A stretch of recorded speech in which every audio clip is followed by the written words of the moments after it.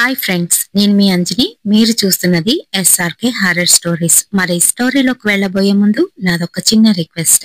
For best realistic horror and thrilling experience కోసం తప్పకుండా headset అయితే పెట్టుకోండి.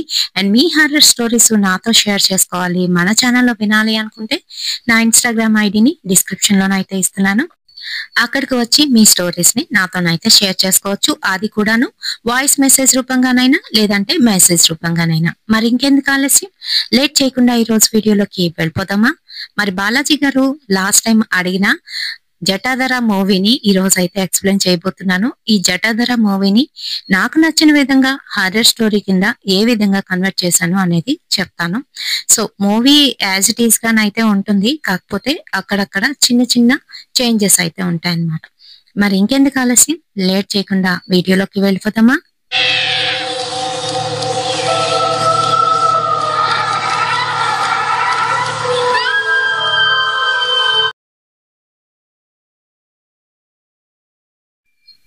అర్ధరాత్రి 2:30 అయితే అవుతుంది. ఆ సమయంలోనే పూజలోనైతే కూర్చుంది వనిత. వాళ్ళ మరదలైతే తీసుకువచ్చింది. కడుపుతో ఉన్నావు, అది కూడాను ఎన్నో సంవత్సరాల తర్వాత. ఆ దేవుడు కరుణించాడు గాని చుట్టుపక్కల ఉన్న వాళ్ళు నీకు ఇబ్బంది పెడతారేమో. ఈ కడుపులోనున్న శిశువు ప్రాణాలతో ఉండాలన్నా, వాడు బాగా ఉండాలన్నా ఈ పూజ తప్పనిసరి అంటూ తీసుకువచ్చింది సుమతి. మరి తను అలానే కూర్చుంది, కానీ అక్కడ మటుకు పూజ వేరే విధంగానైతే జరుగుతుంది. తనకి తెలియకుండానే పూర్తిగాను మైకంలోకైతే వెళ్ళిపోయింది వనిత. ఈలోగా అక్కడున్న మాంత్రికుడు కోడిల్ని మేకల్ని బలైతే ఇస్తున్నాడు. ఆ రక్తం తన మీద అయితే పడుతుంది. ఈలోగా అందులో నుంచి ఏవేవో భూతాల్లాంటివి బయటికైతే వస్తున్నాయి. మరి ఆఖరిగా దున్నపోతుని కూడా బలి ఇచ్చాడు. అంతే, అందులో నుంచి అప్సరసలాంటి ఒక ఆకారం అయితే బయటికి వచ్చింది, పూర్తిగాను బంగారు నగలతో. మరి అలా వచ్చింది మరెవరో కాదు, అదే ధనపిచాచి. దాన్ని వశం చేసుకోవడానికి అక్కడున్న తాంత్రికుడు ఇంకా పక్కనున్న సుమతి వనితని మభ్యపెట్టి ఏమార్చి అక్కడైతే కూర్చోబెట్టారు. పాపం ఇదేమీ తెలియని వనిత అలానే కూర్చొని అంతా చూస్తోంది. మరి ఇది ఇలా ఉండగా పూర్వకాలం అంటే ఎన్నో ఏళ్ల క్రితం ఏం జరుగుతుంది అనంటే, అక్కడున్న జనమంతా కూడాను భయంతోని వాళ్ళ దగ్గరున్న ధనాన్ని ఇంకా బంగారాన్ని దాచిపెట్టుకుంటున్నారు. ఎందుకనంటే వాళ్ళు ఎంత దాచిపెట్టినా దొంగలు అదే విధంగా వచ్చి వాళ్ళని లూటీ చేసి వెళ్ళిపోతూ ఉండేవారు. వాళ్ళకేం చెయ్యాలో అర్థమయ్యేది కాదు. కొంతకాలానికి ఆ దొంగల బెడద నుంచి బయటపడేందుకు వాళ్ళందరూ వాళ్ళ వాళ్ళ బంగారం డబ్బుని రాగి లేదా ఇత్తడి బిందెల్లోని నింపేసి దాని మీద వాసి కట్టి ఇలా గోతులు తవ్వి అందులో పూడ్చిపెట్టడం గాని లేదు అనంటే నూతిలోని దాచిపెట్టడం కానీ చేస్తూ ఉండేవారు. అయినప్పటికీ కూడా దొంగలు అది పసిగట్టి వాళ్ళ దగ్గర నుంచి ఆ ధనాన్ని దోచుకుపోతూ ఉండేవారు. రోజు రోజుకి వాళ్ళ ఆగడాలు చాలా మితిమీరిపోయాయి. వాళ్ళ దగ్గర డబ్బు గాని బంగారం గాని లేకుండా చేసేస్తున్నారు. ఇలా జరుగుతుంటే ఆ ఊరి పెద్ద ఒక నిర్ణయం అయితే తీసుకున్నాడు. ఇంకిలా లాభం లేదు, మన దగ్గరున్న ఆ బంగారాన్ని దోచుకోవాలి అనుకుంటేనే వాళ్ళు నాశనం అయిపోయేటట్టు చెయ్యాలి. అలా చెయ్యాలి అనంటే ఊరవతల ఉన్న ఆ అఘోరా స్వామీజీల దగ్గరకైతే వెళ్ళాలి అని అనుకున్నారు. మరి అలానే ఊరంతా కట్టగలిపి వెళ్ళి ఆ అఘోరాల్ని ప్రాధేయపడి బతిమాలి బామాలి వారి ధనాన్ని ఏ విధంగా దాచుకోవాలి, దానికి సంబంధించిన ఏదైనా ఒక పరిష్కారాన్ని వాళ్ళకి చెప్పమని అడిగితే ఆ అఘోరా వాళ్ళందరినీ చూసి సరే అయితే పదండి అంటూ వాళ్ళ ధనాన్ని అంతటినీ కూడాను ఒక చోట పెట్టి అక్కడ ఎవరు కూడాను రాకుండా దాన్నంతటినీ కూడా కాపలా కాసేటట్టు ఒక ధనపిచాచినైతే పెట్టాడు. ఆ ధనపిచాచి ఆ బంగారాన్ని కాపలా కాస్తుంది.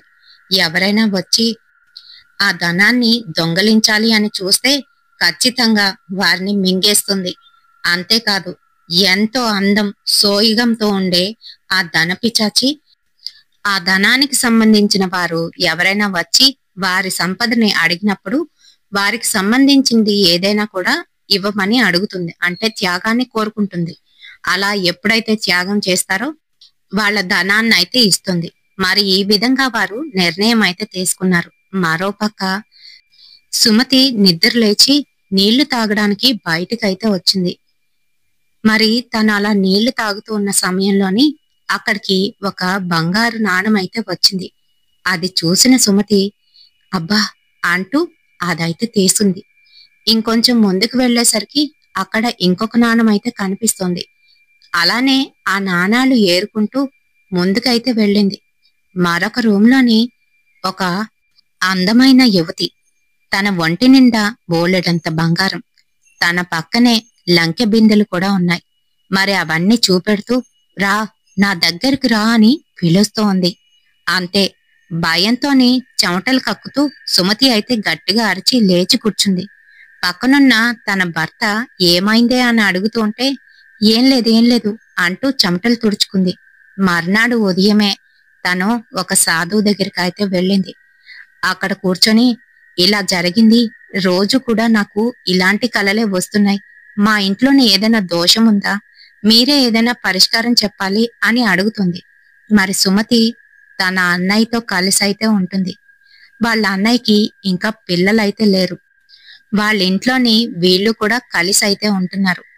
ఇంకా స్వామీజీ సరే అయితే ఒకసారి మీ ఇంటికి వచ్చి అసలు దోషం ఎక్కడుందో చూస్తాను అంటూ ఆ స్వామీజీ అయితే వారింటికి వెళ్లడం జరుగుతుంది. మరి ఆ రోజు పూర్తిగాను అక్కడ ఏముంది, ఏం జరుగుతుంది అని తెలుసుకునేందుకు స్వామీజీ ఒక హోమాన్ని అయితే ఏర్పాటు చేస్తారు. మరి అలా హోమం చేసిన తర్వాత తను ఆ రోజు రాత్రి అక్కడే గడపాలి అని అక్కడే వారింట్లోని పడుకుంటాడు.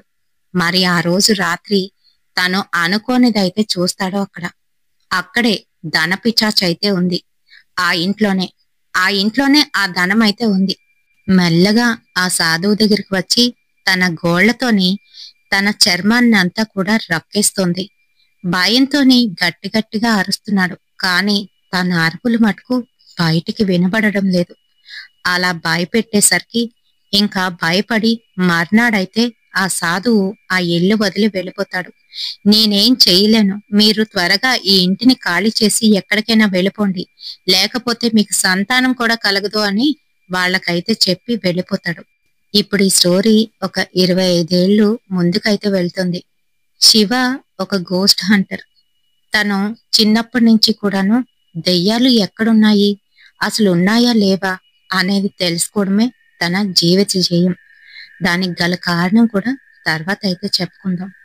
అయితే మరి తను ప్రతిరోజు తన ఇంట్లో పడుకునేసరికి ఏదో ఒక రకంగా తనకి ప్రతిరోజు ఒకటే కల అయితే వస్తుంది.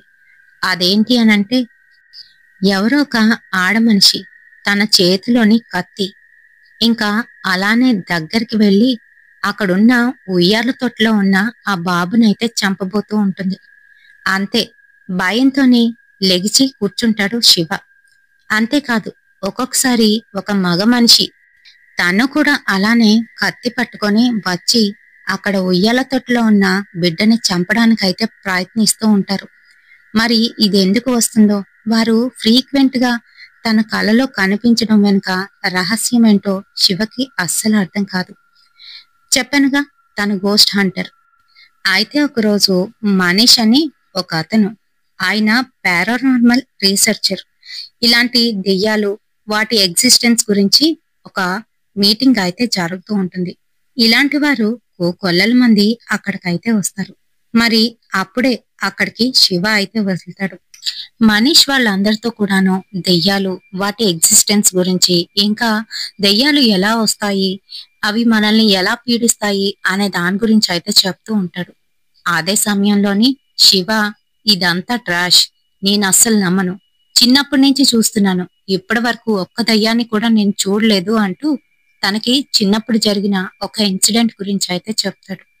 అదేంటి అనంటే తన ఫ్రెండ్ తను నిజంగా దెయ్యాలు ఉంటాయా ఉండవా అని తెలుసుకునేందుకు ఒక మర్రి చెట్టు దగ్గర రాత్రంతా ఉండాలి అని అనుకుంటారు. అయితే తన ఫ్రెండ్ రాజేష్ ఆ మర్రి చెట్టు దగ్గర ఏదో చూసి దెయ్యం అనుకొని చనిపోతాడు. పాపం ఆ పిల్లవాడు దెయ్యం వల్లే చనిపోయాడు అని ఆ ఊర్లో వారందరూ కూడా అనుకుంటారు. మర్నాడు శివ అది నిజం కాదు అని ప్రూవ్ చేయడానికి అదే చెట్టు దగ్గరికి వెళ్లి ఒక్కడే అయితే ఉంటాడు. మరి తను అలా ఒక్కడ ఉన్నప్పటికీ కూడా అక్కడికి ఏమీ రావు. ఇంకా గట్టి గట్టిగా అరుస్తూ ఉంటాడు. రండి, ఎవరైనా ఉంటే రండి, నా ఫ్రెండ్ని చంపారు కదా, నిజంగా మీరిక్కడ ఉంటే నన్ను తీసుకుపోండి అని అరుస్తూ ఉంటాడు. కానీ అక్కడ నిజంగానైతే దెయ్యాలు లేవు. దెయ్యాలు ఉన్నాయి అనుకొని రాజేష్ అయితే చనిపోతాడు పాపం. అప్పటి నుంచి ఇప్పటి వరకు నేను ఇలానే దెయ్యాలనైతే వెతుకుతున్నాను, కానీ ఎక్కడ నాకు ఒక్క దెయ్యం కూడా కనిపించలేదు అని శివ అయితే అక్కడ వాదిస్తాడు. సరే అయితే చూద్దాం, నీకు కూడా దెయ్యాలు కనిపించే సమయం అయితే వస్తుంది. ఆ సమయం వస్తే ఖచ్చితంగా నువ్వు ఆ దెయ్యాల్ని చూస్తావని అక్కడున్న పారానార్మల్ రీసెర్చర్ మనీష్ అయితే అంటాడు. ఇంకా అక్కడి నుంచి కూడాను వెళ్ళిపోతాడు శివ. తను ఆ రోజు కూడా ఎప్పట్లాగే దెయ్యాల్ని వెతుకుతూ ఒక హాంటెడ్ ప్లేస్ కి అయితే వెళ్తాడు. కానీ అక్కడ ఎంత వెతికినా కూడా తనకి ఎటువంటి ప్రూఫ్ అయితే దొరకదు దెయ్యం ఉన్నట్టు. మళ్ళీ శివ డిసప్పాయింట్ అయితే అవుతాడు. మరి శివకి ఒక ఫ్యామిలీ అయితే ఉంది, తనకి ఒక సిస్టర్ అయితే ఉంది, తనకి ఆల్రెడీ మ్యారేజ్ అయితే అయిపోయింది. ఇంకా వాళ్ళ అమ్మ నాన్న శివని చిన్నప్పటి నుంచి కూడాను చాలా గారాభంగానైతే చూసుకుంటారు. వాళ్ళ అమ్మ నాన్న గొప్ప శివభక్తులు. వారు ఎప్పుడు కూడాను శివ జాగ్రత్తగా ఉండాలి, ఆరోగ్యంగా ఉండాలి అని కోరుకునే మనుషులు. అయితే మరి తన పని పూర్తి చేసుకొని ఇంటికి వచ్చి పడుకోవడానికి అయితే ప్రయత్నిస్తున్నాడు శివ. ఆ సమయంలోని మళ్ళీ అదే కళ. తనకి వచ్చిన ఆ రిపీటెడ్ కళలోని ఒక ఇద్దరు ఆడ మగ మనుషులు అయితే కనిపిస్తూ ఉంటారు. వాళ్ళు ప్రతిరోజు కూడా ఒక కత్తిని చేత్తో పట్టుకొని ఉయ్యాలలో ఉండే ఆ చిన్న బాబుని ఎందుకు చంపుతాం అనుకుంటున్నారో తనకైతే అస్సలు అర్థం కాదు. టక్కని నిద్ర లేస్తాడు. కళ్ళు తెరిచి చూసేసరికి అక్కడ ఎవ్వరూ లేరు. తను షాక్ లోనైతే ఉన్నాడు. ఇంకా ఆ రోజు కూడా ఎప్పట్లానే హాంటెడ్ ప్రదేశానికి వెళ్ళి అక్కడ అంతా కూడాను సర్చ్ చేస్తున్నాడు. ఏమైనా ఉన్నాయా, ఎవరైనా ఉన్నారా అంటూ తను తెచ్చిన ఎక్విప్మెంట్స్ తోని అక్కడైతే అడుగుతూ ముందుకైతే వెళ్తున్నాడు. ఈలోగా దూరం నుంచి ఏదో శబ్దం అలికిడైతే వినబడింది. అంతే, వెంటనే ఎలక్ట్ అయ్యి చూస్తున్నాడు. అక్కడ ఒక అందమైన అమ్మాయి. ఆ అమ్మాయి ఒక్కరిదాయే అక్కడ అన్ని కూడాను చూస్తోంది. తనకేమీ అర్థం కాలేదు. ఒక క్షణం తనే నా దెయ్యం అని అనుకున్నాడు. చచా, అయ్యుండదులే అంటూ దగ్గరికి వెళ్దాం అనుకునేసరికి తన బ్యాగ్ లో ఉన్న పెప్పర్ స్ప్రేని తీసి తన కళ్ళ మీద అయితే కొట్టేసింది. ఏయ్ అనేలోపు అక్కడి నుంచి పారిపోతుంది. మరి మర్నాడు తెల్లవారే వాళ్ళ అమ్మని తీసుకొని గుడికి అయితే వెళ్తాడు శివ. వాళ్ళమ్మ ఎక్కడి నుంచో స్వామీజీ వస్తున్నారా, ఆ స్వామీజీతో కాస్త మాట్లాడాలి, నీ గురించి మన ఇంట్లో వాళ్ళ గురించి అడగాలి అని ఆ స్వామీజీతోని మాట్లాడడానికి ప్రయత్నిస్తూ ఉంటుంది. కానీ అది ఎప్పట్లానే తనకి అయితే సాధ్యం కాలేదు. మరి అప్పుడే రాత్రే ఎవరైతే తన కంట్లోని పెప్పర్ స్ప్రే కొట్టారో అదే అమ్మాయి. ఆ అమ్మాయి పేరు సితారా. అయ్యో ఆంటీ, నాతో రండి, నేను తీసుకువెళ్తానంటూ ఆ గురూజీ దగ్గరికి అయితే తీసుకువెళ్లి మాట్లాడిస్తుంది.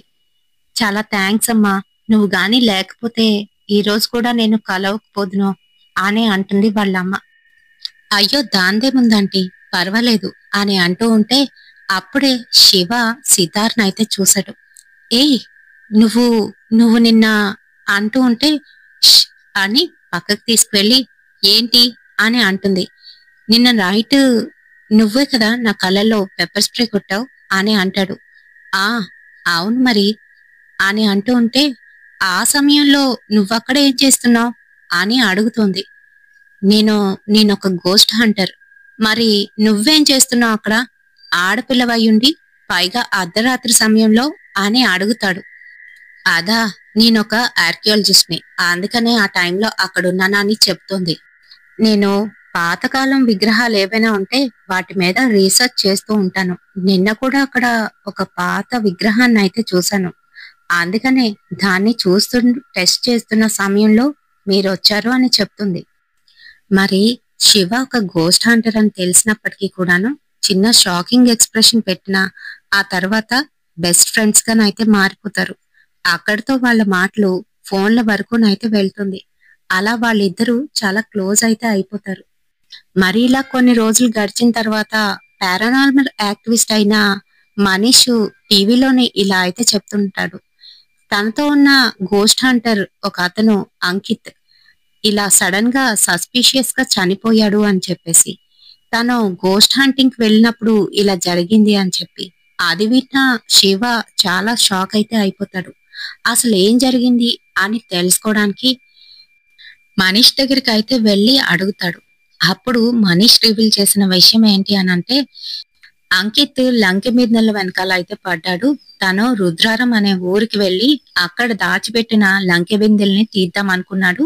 మరి ఆ సమయంలోనే దానికి కాపలాగా పెట్టిన పిచాచి చేతిలోని బలి అయిపోయాడు అని చెప్తాడు. మరి అది నిజమా కాదా అని తెలుసుకోవాలని అనుకుంటాడు శివ. అయితే మరి అంకిత్ తో పాటుగా వెళ్ళిన తన అసిస్టెంట్ ని తీసుకొని శివ కూడా ఆ ఊరికైతే వెళ్ళడం జరుగుతుంది. యాక్చువల్ గా అక్కడ కొంతమందిని అయితే కలుస్తాడు. మరి అక్కడ కొంతమంది తాంత్రికులందరూ కూడా కలిసి అక్కడున్న లంకె బిందెల్ని తీయడం కోసం ఏవేవో పూజలు అయితే చేస్తూ ఉంటారు. మరి అలా పూజలు చేసేటప్పుడు ఖచ్చితంగా ఆ వచ్చిన శక్తికి ఏదో ఒక బలినైతే ఇవ్వాలి.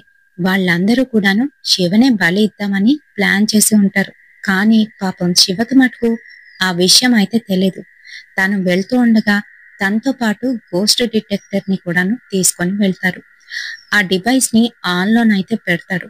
మరోపక్క సితార తను శివను ప్రేమిస్తుంది కాబట్టి శివ యొక్క జాతకాన్ని తీసుకొని గురూజీ దగ్గరికి అయితే వెళ్తుంది. అప్పుడే తెలిసిన నిజం ఏంటి అనంటే, శివ దినదిన గండంగానైతే గడుపుతున్నాడని, ప్రతిరోజు కూడాను తన వెనకే చావు ఉంటుందని, తన జాతకం అస్సలు బాగోలేదని తెలుసుకుంటుంది. తన చిన్నప్పటి నుంచి కూడాను మృత్యుగంధం ఉందని, తను వేసే ప్రతి అడుగు కూడాను చావు వైపే దిశ చూపిస్తుంది అని గురూజీని అయితే చెప్తూ ఉంటాడు సితారాకి. అంతేకాదు శివ ఎవరి పక్కన ఉంటే వారికి ఖచ్చితంగాను ప్రమాదాలు జరుగుతాయి అని కూడా చెప్తాడు. మరి అదంతా విన్న సితార అయితే భయపడిపోతుంది. సరే వాళ్ళ అమ్మ నాన్న దగ్గరికి వెళ్ళి ఈ విషయాలు చెప్పాలి అనుకుంటుంది. మరి అలానే తను వాళ్ళ ఇంటికైతే వెళ్తుంది. అదే సమయంలో శివ వాళ్ళ నాన్న పైనున్న ఫైల్స్ తీయడం కోసం కుర్చీ అయితే ఎక్కుతాడు. సడన్ గా అనుకోకుండా కుర్చీ జారి పడిపోతాడు. అదే సమయంలో వాళ్ళ అమ్మ గ్యాస్ ఆన్ చేయడానికని వంటగదిలోకి వెళ్లేసరికి చిన్న బ్లాస్ట్ అయితే అవుతుంది. గ్యాస్ తక్కువ ఉండడం వల్ల ఎటువంటి ప్రమాదం అయితే జరగదు. ఈలోగా మరోపక్క శివ అయితే ఆ తాంత్రిక పూజ చూస్తూ ఉండగా తనకి తెలియకుండానే చేతిలో ఉన్న డిటెక్టరు పాజిటివ్ గానైతే చూపిస్తూ ఉంటుంది. అంటే అక్కడ గోస్ట్ ఉందని. ఈలోగా అనుకోకుండా తన పక్కనే ఉన్న చెట్టు దానంతటదే బ్లాస్ట్ అయ్యి పైనైతే పడబోతుంది. Just miss, తప్పించుకుంటాడు. ఇంక ఈలోగా సీతారా అయితే కాల్ చేస్తుంది శివకి. ఇలా మీ అమ్మగారికి కొంచెం హెల్త్ బాగాలేదు, నువ్వు అర్జెంటుగా ఇంటికి రావాలి అని. మరి వాళ్ళతో ఏం చెప్పకుండా అక్కడి నుంచి అయితే శివ వచ్చేస్తాడు. మరి ఇంటికి వచ్చిన తర్వాత వాళ్ళ అమ్మకి ఇలా జరిగిందని చాలా బాధపడతాడు. అయితే మరి నువ్వు ఎక్కడి నుంచి వస్తున్నావు అని సితారా అయితే అడుగుతుంది. నేను డైరెక్ట్ గా ఆఫీస్ నుంచే వచ్చానని అబద్ధం అయితే చెప్తాడు. కానీ సితారా మటుకు నమ్మదు. నాకు తెలుసు, నువ్వు ఆ లంకె బిందెలు వెతకడానికే కదా వెళ్ళావా ఊరికి. ఆ ఊరికి వెళ్ళొద్దు శివ, ప్లీజ్, నేను చెప్పింది విను. ఆ లంకె బిందెల జోలికైతే నువ్వు వెళ్ళొద్దు. నీ నీ చావుకి దారి తీస్తుంది అది. గురూజీ నాతో చెప్పారు అంటున్నా కూడాను శివ అయితే అస్సలేం పట్టించుకోడు. ఈలోగా శివ సెల్ కి ఒక మెసేజ్ అయితే పంపిస్తాడు తన ఫ్రెండ్, ఒక వీడియోతో సహా. అదేంటి అనంటే, వీళ్ళు ఎక్కడైతే లంకె బిందెలు తవ్వడానికి వెళ్లారో అక్కడ అతి దారుణంగా ఆ తాంత్రికులందరూ కూడా చనిపోయారు అని. ఎప్పుడైతే తను అలా వీడియో చూస్తున్నాడో వాళ్ళ నాన్న అమ్మ కూడాను అక్కడికి వచ్చి ఉంటారు. ఇదంతా కూడా తెలుసుకుంటారు. వాళ్ళకి శివ గోస్ట్ అంటారని అప్పటి వరకు తెలియదు. రేయ్, ఎందుకురా ఇలాంటి వాటిలో దూరుతావు అంటూ వాళ్ళ నాన్న తిడుతున్నాడు. ఇంకా వాళ్ళ అమ్మ భయపడిపోతుంది. అయ్యో, ఎక్కడికి వెళ్ళకూడదో అక్కడికే వెళ్ళావు కదరా అని అంటుంది. వాళ్ళ నాన్న ఇంకోసారి ఆ రుద్రారం ఊరికి వెళ్ళావంటే నా మీదొట్టే అని మాట్లాడుతున్నాడు. అసలు మీ అందరికి ఏమైంది? నేను గోస్ట్ హంటింగ్ కోసం వెళ్ళాను, అందులో తప్పేముంది అని అంటూ ఉండగా తనకి అప్పుడే వాళ్ళ నాన్న తీసిన ఫైల్స్ లో నుంచి ఒక ఫోటో అయితే కనిపిస్తుంది.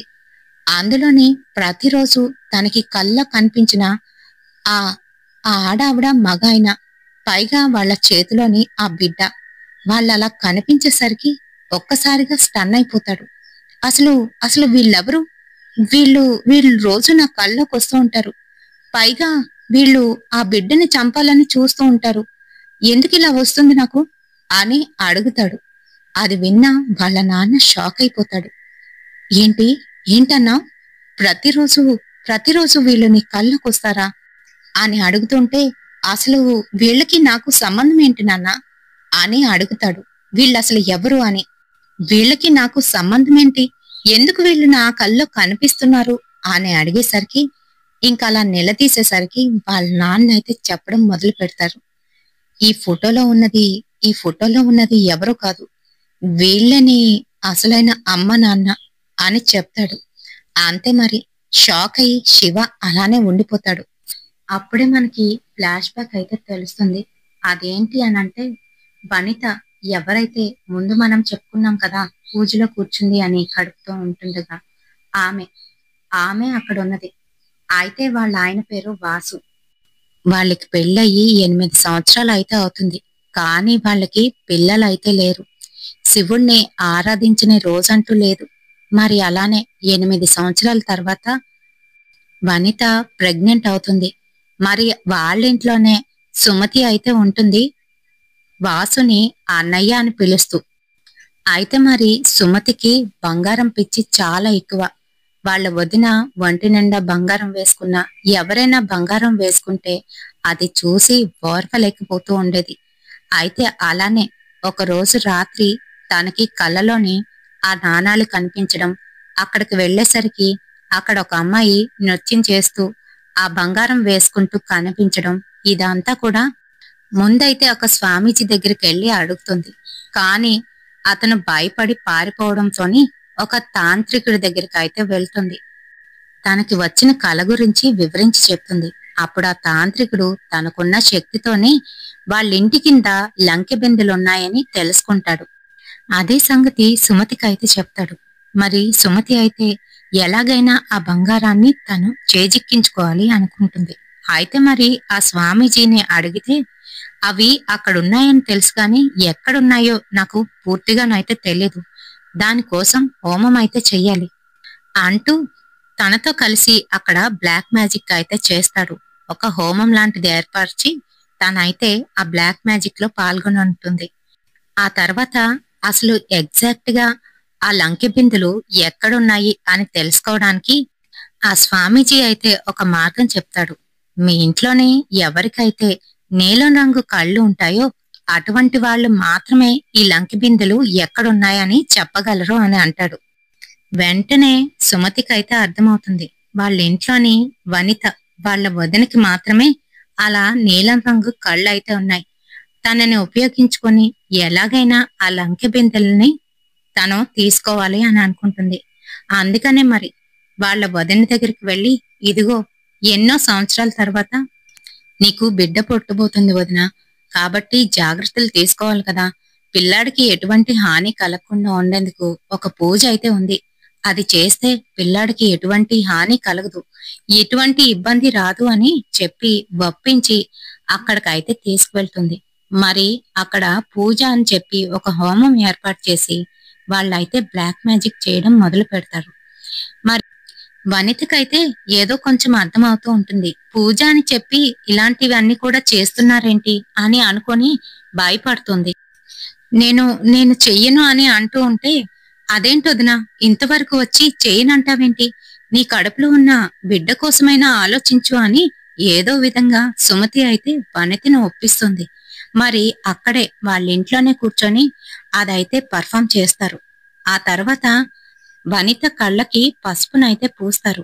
అలా ఎప్పుడైతే కళ్ళకి పసుపు పూసారో వనితకి లంకె బిందులున్న ప్రదేశం అయితే కనబడుతుంది. అనుకోకుండానే తన నోట్తోని చెప్పేస్తుంది. మరి అంతే, అక్కడున్న ప్రదేశానికి వెళ్లి అక్కడ ఒక పూజనైతే నిర్వర్తించి ఒక కోడిని చంపి దాని రక్తాన్ని అన్నంలో కలిపి ఆ ప్రదేశంలోనైతే పెట్టి పూజ చేస్తారు. అంతే, అక్కడున్న శక్తులన్నీ కూడా వచ్చి ఆ అన్నాన్ని అయితే తినేస్తాయి. మరి ఆ దెయ్యాలు అలా తినిన తర్వాత కూడా ఆగవు. ఇంకా వాళ్ళకి బలి అయితే కావాలి. ఈలోగా ఆ తాంత్రికుడు మరొక మేకనైతే చంపి బలి ఇచ్చి వాళ్ళకి మళ్ళీ అక్కడైతే నివేదిస్తాడు. ఈలోగా అక్కడికి ధనపిచాచి కూడా వచ్చేస్తుంది. మరి తన కోసం బలినైతే అడుగుతుంది. వెంటనే దానికోసం ముందుగా ఏర్పాటు చేసిన దున్నపోతుని కూడా తీసుకువస్తాడు సుమతి వాళ్ళ ఆయన. మరి వీళ్ళందరూ కలిసే ఇక్కడ ఈ పూజనైతే చేస్తున్నారు. వెంటనే ఆ దున్నపోతుని కూడా బలి ఇస్తారు. కానీ ధనపిచాచి ఆకలి మటుకు తీరలేదు. నాకు నరబలి కావాలి అని అడుగుతుంది. అదే సమయానికి పురుటినొప్పులు వస్తున్న వనితకి ఒక బాబు అయితే పుడతాడు. మరి అది చూసిన ఆ ధనపిచాచి ఆ బాబుని బలి అయితే అడుగుతుంది. అయితే మరి సుమతి అదే విధంగా తనకి పుట్టిన ఆ బాబుని తీసుకువచ్చి ధనపిచాచికి బలి ఇద్దామని అనుకుంటుంది. మరి అప్పుడప్పుడే వచ్చిన వాసు ఇదంతా చూస్తాడు. తను లేని సమయంలోనే తన భార్యని అక్కడ కూర్చోబెట్టి ఇలా పూజలు చేస్తున్నందుకు వారందరినీ తిట్టి అవన్నీ పాడు చేసి తన భార్యని తన కొడుకుని అక్కడి నుంచి తీసుకొని వెళ్ళిపోతాడు. అంతే, మరి ధనపిచాచి ఆగ్రహానికి వీళ్ళందరూ గురి అవుతారు. పూజ మధ్యలో ఆగిపోయినందువల్ల అక్కడ ఉన్న సుమతి దగ్గరికి వచ్చి నాకు బలి కావాలి అంటూ భయపెడుతుంది. ఈలోగా అక్కడున్న స్వామీజీ సుమతి ఇంకా తన భర్తని కూడా బలి అయితే ఇచ్చేస్తాడు. ఏ విధంగానైనా తను ఆ బంగారాన్ని తీసుకోవచ్చు అని. మరి వారిద్దరి రక్తాన్ని తాగిన ధనపిచాచి అక్కడితో ఆగకుండా ఇంకా కావాలి, ఇంకా బలి కావాలి అని అడుగుతుంది. అంతే, ఆ స్వామీజీకి అర్థమవుతుంది ఇంక తను ఏమీ చెయ్యలేడు అని. ఒక కత్తి తీసుకొని తన తలని తానే నరుక్కుంటాడు. బలి తీసుకున్న ఆ పిచాచి అక్కడితో ఆగకుండా తన రక్తాన్ని కూడా తాగేసి బయటికి వెళ్లి కనిపించిన వారిని కనిపించినట్టుగానే చంపి అందర్నీ కూడా బలి తీసుకుంటూ ఉంటుంది. తన దాహం తీరనిది. ఆ ఊర్లో వారందరినీ కూడాను అలా బలి తీసుకుంటే ఆ ఊర్లో వాళ్ళు భయపడి ఆ ఊరిని వదిలి దూరంగానైతే వెళ్ళిపోతారు. ఆ తర్వాత ఆ ధనపిచాచి వనిత గర్భంలో పుట్టిన ఆ శిశువు గురించి వెతుకుతుంది. మరి వనితని కంట్రోల్ చేస్తూ తన మైండ్ కంట్రోల్ చేస్తూ తనకి తానే ఆ బిడ్డని చంపేటట్టు చేస్తోంది. అందుకనే తను కత్తి పట్టుకొని తన బిడ్డని తానే చంపడానికి ఉయ్యాల దగ్గరికి అయితే వెళ్తూ ఉంటుంది. అదే సమయానికి తన భర్త అయిన వాసు వచ్చి ఆపుతాడు. ఆ తర్వాత ఆ ధనపిచాచి వాసునైతే పట్టుకుంటుంది. తన మైండ్ ని కంట్రోల్ చేస్తూ వాసు వచ్చి చంపేటట్టు చేస్తుంది. అప్పుడు వాసు భార్య వనిత అయితే ఆపుతుంది. ఇంకా అప్పుడైతే వాళ్ళిద్దరికీ అర్థమవుతుంది ఇదంతా కూడాను ఆ ధనపిచాచి కంట్రోల్ చేస్తూ వాళ్ళ చేత ఆ శివని చంపించడానికైతే చూస్తున్నారా అని. ఇంకా వాళ్ళేమీ చేయలేక వాళ్ళకి వాళ్లే ఆత్మహత్య అయితే చేసుకుంటారు. మరి అందుకనే ప్రతిరోజు కూడాను శివకి వాళ్ళ అమ్మ నాన్న వచ్చి తన్ని అలా చంపడానికి చూస్తున్నట్టు కళ అయితే వస్తూ ఉంటుంది. మరి వాసు స్నేహితుడైన జగదీషు శివనైతే పెంచుకుంటూ ఉంటాడు. అక్కడ ఉండకుండా ఆ ఊరి నుంచి దూరంగా తీసుకువచ్చి శివని అటుపక్కకి వెళ్ళనివ్వకుండానైతే చేస్తాడు. అయితే ఈ విషయం అంతా తెలుసుకున్న శివ ఎలాగైనా ఆ రుద్రారం ఊరికి వెళ్ళాలి అని అనుకుంటాడు. తనతో పాటు ఆ డివైస్ నైతే తీసుకొని వెళ్తాడు. వాళ్ళ అమ్మ నాన్న ఏ ఇంట్లోనైతే చనిపోయారో అదే ఇంట్లోకి వెళ్ళి తను అక్కడ ఆ డివైస్ ని పెట్టి అమ్మ నాన్న మీరు నిజంగా ఇక్కడ ఉన్నట్లయితే నాకు సిగ్నల్ ఇవ్వండి, ఈ డివైస్ ద్వారా నాకు సిగ్నల్ ఇవ్వండి అని అడుగుతూ ఉంటాడు. మరి అదే సమయంలో శివ అలా కళ్ళు మూసుకోగానే ఒక గాలిలాగా వస్తుంది. తను అది ఫీల్ అవ్వగలుగుతున్నాడు. వాళ్ళ అమ్మ నాన్న ఇంకా అక్కడే ఉన్నారని ఫీల్ అవుతాడు. ఆ డివైస్ కూడా సిగ్నల్ చూపించడంతోనే అప్పటి నుంచి శివ నిజంగా ఈ ఆత్మలు ఉంటాయి అని నమ్మడం అయితే మొదలు పెడతాడు. తను చాలా ఫీల్ అవుతాడు. ఆ తర్వాత మళ్ళీ ఇంటికైతే వస్తాడు. సితార అయితే చెప్తుంది ఆ గురూజీ దగ్గరికి వెళ్ళి కనుక్కుంటే ఏమైనా తెలుస్తుంది అని. ఇంకా తను కూడా ఆ గురూజీ దగ్గరికి అయితే వెళ్తాడు. అప్పటి వరకు నమ్మకం లేని తను ఆ గురూజీ దగ్గరికి వెళ్ళగానే తను అంతా కూడా చెప్తాడు. ఇప్పటి వరకు నీ మీద ఎన్నో సార్లు అటాక్ అయితే జరిగింది. నువ్వు చనిపోవడానికి ఎన్నో సార్లు అయితే ప్రయత్నించింది. కానీ మీ అమ్మ నాన్న ఇచ్చిన బ్లెస్సింగ్స్ వల్ల నీకు ఇప్పటి వరకు ఏమీ జరగకుండా ఉంది అని చెప్తూ, వారిద్దరూ నీ కోసం అలా ఆత్మాహుతి చేసుకోవడం వల్ల, పైగా ఆ పిచాచి కంట్రోల్లో ఉండడం వల్ల వాళ్ళకి ఇప్పటి వరకు పునర్జన్మ అయితే కలగలేదు. వాళ్ళ ఆత్మలకి శాంతి కూడా లభించలేదు. వాళ్ళకి తిరిగి పునర్జన్మ కలగాలన్నా, శాంతి కలగాలన్నా నువ్వే నువ్వే ఒంటరిగా పోరాడాలి. ప్రతి క్షణం అది నీ వెంటే పడుతుంది. నిన్ను ఎప్పుడు బలి తీసుకుందామా అని నీ వెంటే పడుతూ నీ కోసం చూస్తుంది అని చెప్తాడు. అదేంటి గురూజీ అలా అంటున్నారు? అయినా దానికి మా శివ ఎందుకు కావాలి అంటూ వాళ్ళ అమ్మ అయితే అంటుంది. ఆ మాటలకి గురూజీ ఇలా అయితే అంటాడు. వీళ్ళమ్మ కడుపుతో ఉంటుండగా ఆ శుద్ర పూజలోనైతే కూర్చుంది. మరి కడుపులో ఉన్న శివ కూడాను ఆ పూజలో కూర్చున్నట్టుగానే అవుతుంది. కాబట్టే అది ఆ పూజలో ఎవరెవరైతే ఉన్నారో వాళ్ళందరినీ బలి తీసుకోవాలి అని అనుకుంటుంది అని ఇలా అయితే చెప్తాడు. రాబోయే గ్రహణం రోజున నీకు దానికి యుద్ధమే జరగబోతుంది.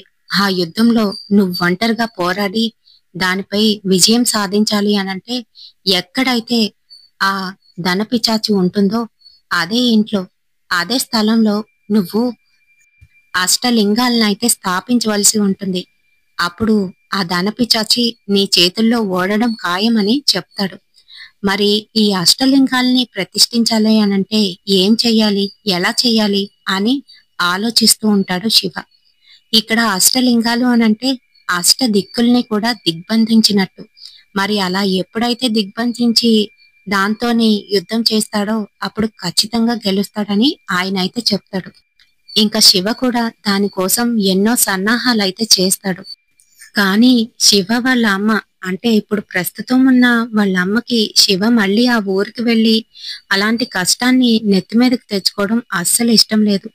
అందుకనే తను బాధపడుతూ వద్దని చెప్తూ ఉంటే దానికి శివ అయితే ఇలా అంటాడు. అమ్మా, నా కన్న తల్లిదండ్రులు వాళ్ళకి పునర్జన్మ అయితే కలగలేదు. వాళ్ళు మళ్ళీ పుట్టలేదు. వాళ్ళకి మోక్షం కలగలేదు. వాళ్ళకి మోక్షం కలిగించాలి అనంటే నేను ఖచ్చితంగా దానితోని యుద్ధం చేసి ఎలాగైనా అక్కడ అష్టలింగాల్ని ప్రతిష్ఠించాల్సిందే. ఆ తర్వాతే మా అమ్మ నాన్న ప్రాణాలకి విముక్తి కలుగుతుంది అని తను బాధపడుతూ ఇలా అయితే చెప్తాడు. పాపం వాళ్ళు చనిపోయినా కూడాను నా గురించి నేను ఎక్కడికి వెళ్ళినా కూడా వచ్చి నన్ను కాపాడుతూనే ఉన్నారు ఇప్పటి వరకు. మరి వాళ్ళ కోసం నేను ఒక కొడుగ్గా నా కర్తవ్యాన్ని నిర్వర్తించాలి అని అంటాడు. మరి అదంతా విన్నా వాళ్ళ అమ్మ అయితే భయపడిపోతుంది. గురూజీ దగ్గరికి వెళ్ళి శివ ఇలా అక్కడికి వెళ్తానంటున్నాడు, ఆ పిచాచితోనే పోరాడతానంటున్నాడు అని చెప్తుంది. ఆ మాటలకి గురూజీ అయితే ఇలా అంటాడు. శివకి ఆ దేవుడి తోడైతే ఉంది. నువ్వు పూజిస్తున్న ఆ శివుడే అతన్ని కాపాడుతాడు అని చెప్తాడు. అతన్ని వెళ్ళని అని చెప్తాడు. మరి దాని తర్వాత వాళ్ళ అమ్మ శివకైతే పర్మిషన్ ఇస్తుంది అక్కడికి వెళ్ళడానికి. మరి దీనికోసం అయితే తను తయారు చేసిన డివైస్ అయితే తీసుకువెళ్తాడు. అంతేకాదు, పారానార్మల్ యాక్టివిస్ట్ మనీష్ ఇంకా ఆ గురూజీ కూడా శివకైతే తోడవుతారు. పారానార్మల్ యాక్టివిస్ట్ అయిన తన దగ్గర ఉన్న కొన్ని డివైజుల్ని అక్కడికి తీసుకువచ్చి అయితే అన్ని సెట్ చేస్తాడు. ఎందుకనంటే అక్కడ ఎక్కడ ఉందో ధనపిచాచి అని తెలియడం కోసం. అలాగే బయటన ఆ గురూజీ శివ కోసం ఎన్నో పూజలు అయితే చేస్తూ ఉంటాడు. ఈలోగా లోపలికి వెళ్లి శివ ఆ లింగాల్ని ప్రతిష్ఠిస్తూ ఉంటాడు. ఇంకా అలా శివలింగాల్ని ఎప్పుడైతే ప్రతిష్ఠిస్తూ ఉంటాడో ఈలోగా అక్కడికి ధనపిచాచి వచ్చి ఎదుర్కొంటూ ఉంటుంది. పాపం శివకి ఎటువంటి శక్తులు లేకపోవడం వల్ల దాని చేతిలోని ఘోరంగాను హింసించబడుతూ ఉంటాడు. అదే సమయానికి చనిపోయిన వాళ్ళ అమ్మా నాన్న కూడా వచ్చి శివకైతే కాపాడుతూ ఉంటారు. అయినప్పటికీ కూడాను వారిని ఎదిరిస్తూ ఆ ధనపిచాచి శివని టార్చర్ పెడుతూనే ఉంటుంది. మరి కొంతసేపటికి ఏదో విధంగా ఆ అష్టలింగాలను అయితే స్థాపించేస్తాడు. అయినా కూడాను శివని వదిలిపెట్టకుండా అలానే తనతోనే పోరాడుతూ ఉంటుంది ధనపిచాచి.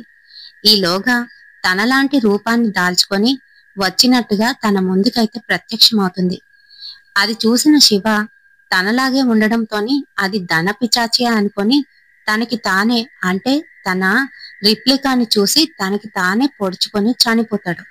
చనిపోతే అప్పుడు ధనపిచాచి తన దగ్గరకు వచ్చి రక్తాన్ని పట్టి తాగుదామనుకునే సమయానికి శివ ఆత్మ కైలాసానికి అయితే చేరుకుంటుంది. అక్కడ శివుణ్ణి చూసి శివ నాట్యం చేస్తాడు. శివారాధన నాట్యంతోనే అంటే నాట్య నివేదనంతోనే పూర్తి అవుతుంది కదా. అలానే శివుడు ఆశీర్వదించి మళ్ళీ తన ప్రాణాన్ని తన శరీరంలోకైతే ప్రవేశపెడతాడు. అంతే, ఒక్కసారిగా మళ్ళీ తన ఆత్మ తన బాడీలోకి రాగానే మళ్ళీ ధనపిచాచితోనే పోరాడడం మొదలు పెడతాడు. ఇంక ఈసారి శివశక్తి తనలో ఉండడంతోని ఆ ధనపిచాచిని తన దగ్గర ఉన్న త్రిశూలంతోని దూరంగానైతే తరిమిస్తాడు. మరి ఇక్కడ ఎక్కడ కూడా ధనపిచాచిని చంపేయడం అలాంటివి ఏమి చూపించలేదు. ఇంకా అప్పటికైతే పూర్తిగాను ధనపిచాచి అక్కడ అష్టలింగ స్థాపన జరగడంతోని అక్కడి నుంచి వెళ్ళిపోతుంది. అయితే మరి తన తల్లిదండ్రుల్ని మళ్ళీ ఒకసారి కాంటాక్ట్ అవ్వడం కోసం తన ఆ డివైస్ పెట్టి మళ్ళీనైతే ఫీల్ అవుతాడు. కానీ ఈసారి వారి ఆత్మలు అక్కడైతే ఉండవు. శివకి వాళ్ళ అమ్మ నాన్న ఆత్మ విముక్తి అయ్యి వెళ్ళాయి అని తెలుస్తుంది. మరి తను చాలా హ్యాపీగానైతే ఉంటాడు.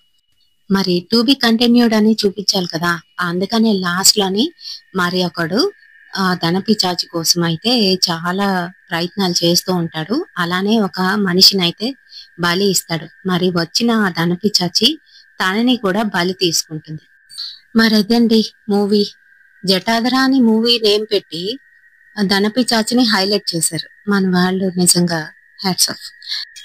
యాక్చువల్ గా ఇది ఒక స్టోరీ లాగా కన్వర్ట్ చేయాలి అని అంటే టైం పడుతుంది. నేను ఏంటంటే ఒక 3-4 డేస్ నుంచి బిజీగా ఉన్నాను. సో దానివల్ల నేను యాజ్ ఇట్ ఈస్ గా కొంచెం చిన్న చేంజెస్ పెట్టి మీకైతే ఎక్స్ప్లెయిన్ చేశాను. మరి లాస్ట్ వీడియోకి మనకు వచ్చిన కామెంట్స్ ఎవరెవరి దగ్గర నుంచి వచ్చాయనేది చూసేద్దామా.